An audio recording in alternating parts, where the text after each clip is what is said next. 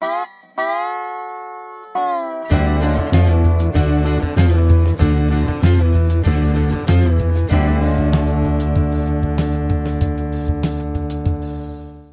you end up like William Branham, who they call, which I believe is true, the most powerful prophet in America's history. William Branham was a man in his 40s and 50s when Paul Cain was in his early 20s. And has a very similar ministry, more powerful than Paul Cain's ministry now, but I think the Lord has yet to do what he's going to do in Paul. And I knew his enemies said this. I met a man that traveled with him for a few years and was really against him at the end. Said as much as he was in error, he said, I saw William Branham give at least 5,000 prophecies. Names, dates, addresses. He never missed a detail ever. There's not one person we could ever find that had a word that he gave wrong. His words never fell to the ground. Never. Bob Jones was a significant figure within the Kansas City Prophets, as well as in the development of the International House of Prayer in Kansas City. Jones emerged as a notable prophetic voice during the late 1980s and early 1990s, when the Kansas City Prophets gained prominence. His ministry was characterized by numerous claims of prophetic visions and dreams, which he led others to believe were divinely inspired. Many of these alleged visions defined the course that IHOP-KC would take and ultimately influenced the new Apostolic Reformation. Though he is considered a highly controversial figure in the NAR, his ministry continues to influence the charismatic movement and define the role of the so-called prophetic ministry within modern Christianity. According to Jones' testimony, he had spent over 20 years living in complete abandonment to sin. His life story, eerily similar to William Branham's life during the latter rain revivals, included wild women and liquor smuggling. Branham helped his father produce whiskey for liquor tycoon Otto Warthin during Prohibition, who supplied the Cincinnati and Chicago mobs with illicit liquor. Jones claimed that he was demon-possessed and eventually landed in a mental institution, where he began hearing voices from God, which was also similar to Branham's descriptions of his own battles with mental health. As his work with Mike Bickle continued through the years, many of the issues Jones described, as a complete abandonment to sin, continued to persist, and both Bickle and the other so-called Kansas City prophets ignored them. In doing so, these pioneers of the NAR set the standard for many troubling personal problems in leadership to be overlooked among their converts. When allegations of sexual misconduct in Mike Bickle's ministry began to surface, many members of Bickle's cult of personality followed the same pattern. How did Bob Jones convince Mike Bickle to remove all safeguards to protect their congregations from predators? Why did Bob Jones convince Bickle that William Branham was the most powerful prophet in America's history? When did this history begin?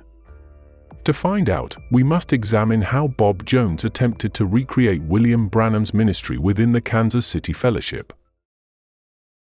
According to Mike Bickle, leader of the Kansas City Fellowship and founder of IHOP-KC, Bob Jones played an integral role in defining the first 18 months of the IHOP-KC history. Bickle convinced his cult of personality to believe that God had separated Bob Jones for a spiritual purpose during his years as a young boy in Arkansas, much like William Branham's fictional life story accounts told during the latter rain revivals about his so-called supernatural youth experiences in Kentucky. In March 1983, Bob Jones met with Mike Bickle to convince him of these alleged visions, claiming that he would soon be part of a movement that would have greater signs, wonders, and miracles than was presented in the book of Acts in the New Testament. According to Jones, the movement he was starting would redefine Christianity, and a new order of Christians would emerge. Jones convinced Bickle that he had started seeing visions concerning the new order in 1974 and that he had seen nearly 100 visions and spiritual dreams about the new order in the years leading up to his meeting in 1983. According to Bickle, these visions were in Technicolor, and Jones' descriptions of the new order were like the first time you see Star Wars. Interestingly, Bickle initially believed that Jones' meeting with him fulfilled his own alleged vision of a false prophet. This was largely due to Bickle's inside knowledge that Jones had been accused of being involved with the occult and that Jones had been known to place curses upon his enemies. Like the similarities between Jones and Branham in the life story accounts, cursing or hexing one's enemies was a practice commonly used in latter reign by William Branham. Branham claimed to have the power to paralyze, give diseases, cripple, or maim those who questioned his authority. However, evidence suggests that Branham's claims of cursing, such as the man from Windsor, were complete fabrications. Critics of Jones argue that the occultism goes much deeper than cursing his enemies or those who might question prophetic authority.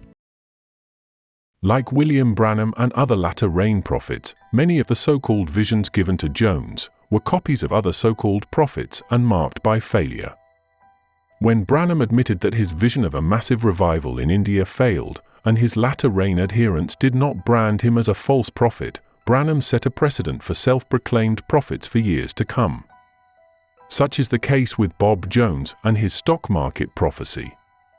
Months after John Paul Jackson began spreading the word about his vision of a stock market crash in 1988, Bob Jones claimed to have had the same vision. Jones warned people to pull their money out of the market because it would soon fall below 400 points. It was a brilliant strategy, considering the end-of-days theology. Those who had pulled their money out of the market would then be able to invest it into the growing movement. When the market did not crash, both John Paul Jackson and Bob Jones should have been labeled false prophets. However, with the precedent set by Branham, they simply shrugged their shoulders and went after the next prophetic claim. Over time, it became clear that Bob Jones was attempting to recreate Branham's healing and prophetic ministry from the years 1947 through 1965. From 1936 through 1945, Branham developed a stage persona that included an alleged vision of a commission by God to heal white-robed people. Branham was ordained by Roy Davis, the second-in-command of the Ku Klux Klan, and held revivals with Caleb Ridley, the Klan's supreme religious chaplain. In the mid-1940s, as the Klan was being revived in California, Davis moved his base of operations to Upland, near San Bernardino, where he connected with several of the San Bernardino and Los Angeles elite. Not long after, Branham's stage persona was rewritten to replace the vision of his commission with one involving an angelic visitation, and the Kardashian family sponsored Branham's revivals as what would eventually develop into the Full Gospel Business Men's Fellowship International, founded by Kardashian's nephew, Demas Shakarian. According to Bob Jones, that same angel introduced into Branham's stage persona visited Kansas City in the early 1980s to begin this new order of Christians. The alleged angel also helped spark other revivals in NAR history, such as the Lakeland Revival, led by disgraced NAR apostle Todd Bentley. According to Jones, the angel was named Emma. Jones was apparently unaware that Branham had described his alleged angel as a male, which was likely due to the fact that Branham's claim was in conflict with his doctrine concerning the gender of angels.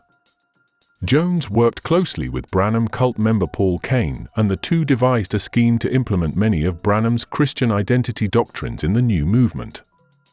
The Manifest Sons of God doctrine was the most significant by far, introduced in the early years of latter reign. According to this doctrine, the army of bugs described in the Old Testament book of Joel that plagued Israel was interpreted to mean an end-times army of spiritual warriors that would claim dominion over government. In the latter reign implementation of the doctrine, it was aligned with Christian identity to overthrow what identity leaders claimed to be a Jewish-controlled United States government. Branham manipulated his cult of personality to believe that the Son of Man would be manifested among the church in the form of supernaturally empowered Christians, and that one single prophet, the so-called messenger of the age, would be the human vessel into which God himself would be manifested. Jones and Cain resurrected the doctrine to become a central theme in IHOP-KC. In Jones' version, an elite group of end-time warriors would arise to execute God's judgment on earth. Now radicalized, Mike Bickle and the Kansas City prophets had control of an army, and that army was ready to be deployed.